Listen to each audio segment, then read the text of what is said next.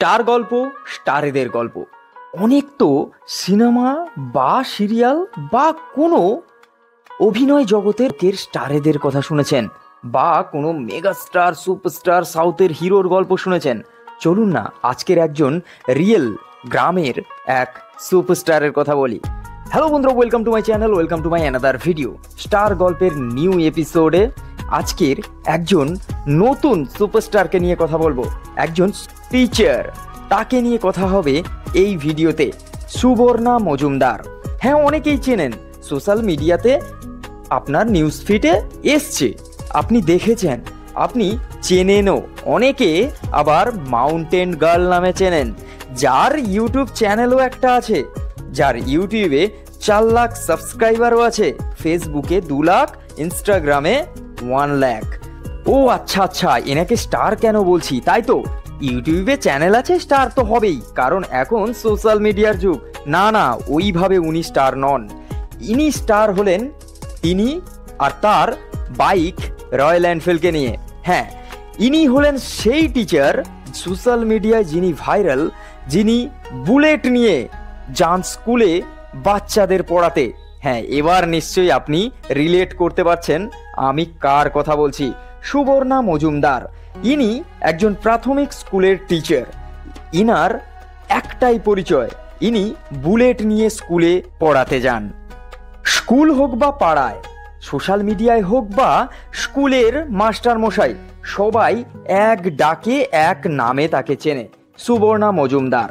তিনি একজন টিচার, কিন্তু সোশ্যাল মিডিয়ার লোক বা নেটিজেনরাও তাকে মাউন্টেন গার্ল বলে চেনে। তবে অনেকে ভালোও বলে, অনেকে খারাপও বলে। আবার দিদি নাম্বার 1-এও ডাক পেয়েছিলেন তিনি, আর তার জন্যেই আরও অনেকের কাছে খারাপ কুকথাও শুনতে হয়েছে। কিন্তু তা বলে তিনি কিন্তু এইসবে অতটা পাত্তা দেন না, তিনি তার কাজের মধ্যে ডুবে থাকতে ভালোবাসেন। তাই তো স্কুলের সমস্ত ছাত্রছাত্রী থেকে স্কুলের অন্যান্য কলিগ টিচাররা তাকে বেশ ভালোবাসেন। সুবর্ণা মজুমদার পড়াশোনার পাশাপাশি নাচ, গান, আঁকা শখ রয়েছে তার। বিএসসি শেষ করে ডিএলএড পাস করেন 2017 সালে। 2021 সালে প্রাথমিক শিক্ষক নিয়োগ পরীক্ষা দেন। তারপর 2024 সালে উত্তর দিনাজপুর নলবাড়ি প্রাথমিক বিদ্যালয়ে শিক্ষিকা হিসাবে নিয়োগ হন। তারপর আস্তে আস্তে কিছু মাস যাওয়ার পর নিজের উপার্জনের টাকা দিয়েই কিনে ফেলেন রয়্যাল এনফিল্ড লাল গাড়ি। সেই লাল রয়্যাল এনফিল্ড বাইকের একটা পোশাকি নামও রয়েছে, শ্যাডো। আর সেই শ্যাডোকে নিয়েই রোজ স্কুলে যেতে দেখা যায় তাকে। তিনি বুলেট নিয়ে স্কুলে আসেন বলেই এত চর্চায় থাকেন সর্বদা। অনেকে ভালো বলেন, আবার অনেকে খারাপ বলেন, কিন্তু ছাত্রছাত্রীদের কাছে নয়নের মণি তিনি। স্কুলের হেডমাস্টার মশাই পর্যন্ত তার সুনাম করেন, কারণ তিনি খুব সহজেই সমস্ত ছাত্রছাত্রীদের সঙ্গে মিশে বন্ধুর মতো শিক্ষা প্রদান করেন।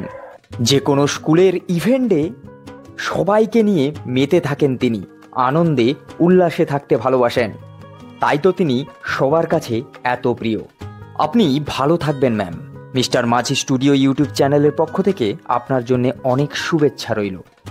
এইভাবে স্টারেদের গল্প শুনতে যদি আপনাদের ভালো লাগে, তাহলে অবশ্যই মিস্টার মাঝি স্টুডিও ইউটিউব চ্যানেলটি সাবস্ক্রাইব করে নিন আর বেল আইকনটাকে ক্লিক করে দিন, তাহলে সবার আগে নোটিফিকেশান আপনার কাছে পৌঁছে যাবে।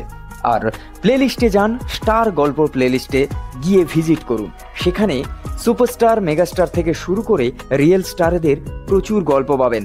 গল্প শুনুন আর ভালো থাকুন, সুস্থ থাকুন। দেখা হচ্ছে নতুন একটা এপিসোডে।